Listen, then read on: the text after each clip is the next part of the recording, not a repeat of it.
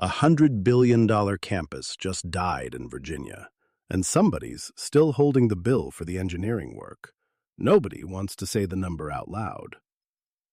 If you're just joining, North Carolina's in a fight over whether data centers and other giant customers should sign standardized minimum bill commitments instead of cutting one-off service deals. Duke Energy first said special data center rules weren't needed, then came back with a tariff that locks large customers into a minimum bill for at least 10 years. That reversal turns the state into the test case for who eats the risk when AI load shows up.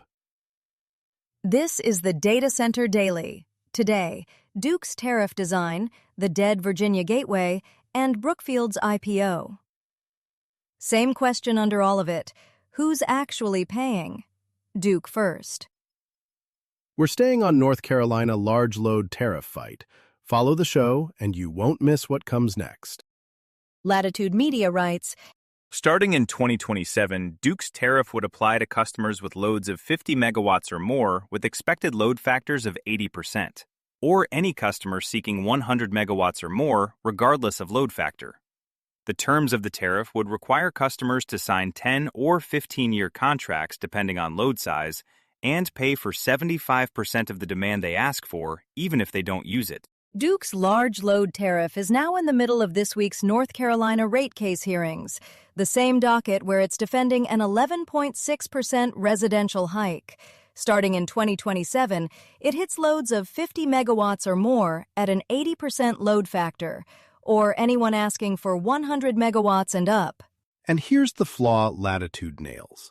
Duke lumps data centers in with ordinary large industrial customers. So a steel mill that's never touched an AI chip lands in the same rate class as a hyperscaler. Pretty rich, given Duke spent last year arguing special data center rules weren't even necessary. Now it's drafting a minimum bill floor that lasts a decade. A minimum bill for 10 years, and the chemical plant next door eats the AI-driven rate pressure it never asked for. Who lobbied for that lump? Because that's where the cost gets buried. For scale, Oregon's PUC just approved a Portland general tariff hiking data center rates roughly 29%. Duke goes the other way. Don't isolate them, fold them in. Fold them into the industrial class. Great for hyperscaler optics, brutal for everybody else in the pool. The tech capital's João Marcos Lima is tracking this. Okay, it's dead. Officially. Blackstone's QTS walked away from the Virginia Digital Gateway after years of legal opposition. So now we can name the corpse instead of pretending there might not be one. A campus that size doesn't collapse quietly. Years of planning, engineering, legal spend fighting the opposition, and the in-service date is now 0. And that's my question, Sarah. Somebody ate that number. The site work, the outside counsel billing by the hour against the neighbors, the interconnection studies. Blackstone's going to have to book that somewhere, and I want to see where. It won't show up as a line item called Virginia Digital Gateway. If it surfaces at all, it'll be an impairment buried in a segment number. The people who lost don't announce the loss. Right. Put that next to the Duke tariff we just hit. A project this big dies when the ground rules aren't there. And Duke's answer is to lump hyperscalers in with steel mills.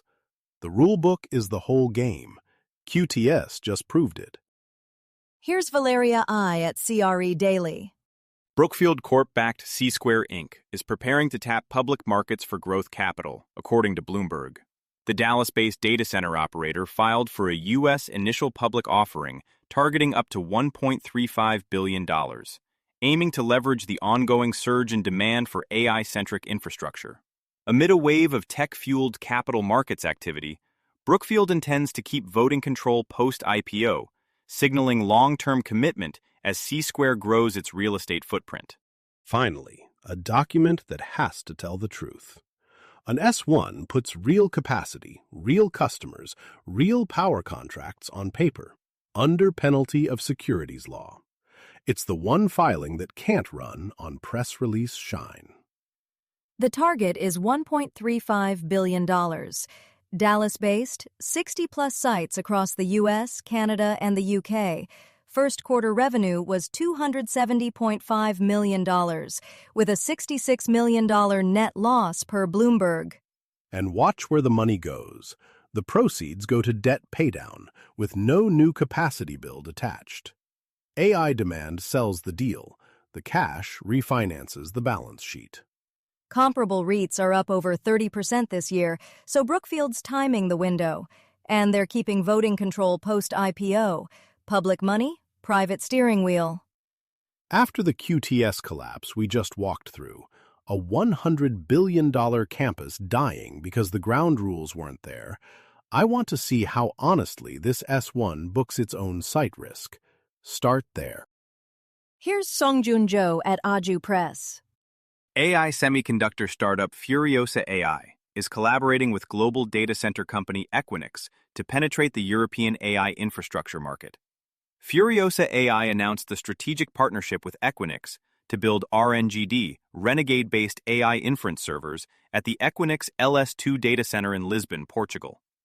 The newly established servers will operate as an evaluation environment where European companies can directly verify the performance, energy efficiency, and operational convenience of RNGD using their own AI models and workloads. Furiosa AI and Equinix are putting RNGD inference servers into the LS2 site in Lisbon. They're framing it as an evaluation environment rather than a full commercial deployment. An evaluation environment. European companies can walk in, run their own models, kick the tires, basically a showroom before anyone commits to a build-out. Right. No megawatt figure, no server count. The pitch is HBM-based inference and energy efficiency, aimed straight at the AI sovereignty crowd that wants chips that aren't from the usual two vendors. And the smart read here is simple. Europe is writing indigenous infrastructure checks so it doesn't have to depend on anyone. And a Korean startup parks a demo rack in Lisbon to catch that money. Fine. But it's still a test bench. Nobody's signed a power contract off a bake-off yet.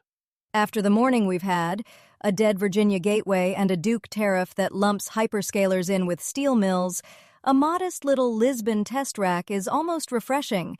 Nobody's stranding an asset here. If you're following the infrastructure behind AI, check out Musk v. Altman Daily. Daily Court Watch on Elon Musk's trial against Sam Altman, OpenAI, and Microsoft, with testimony, exhibits, and the AGI governance fight. Find it wherever you listen. Next up, the North Carolina Utilities Commission's rate case hearings are expected to take up Duke Energy's large load tariff this week. And Furiosa AI plans to showcase RNGD and its AI software stack at Raise Summit 2026 in Paris. You'll find links to every story we covered today in the show notes, if one caught your ear. That's the Data Center Daily for today. This is a Lantern podcast.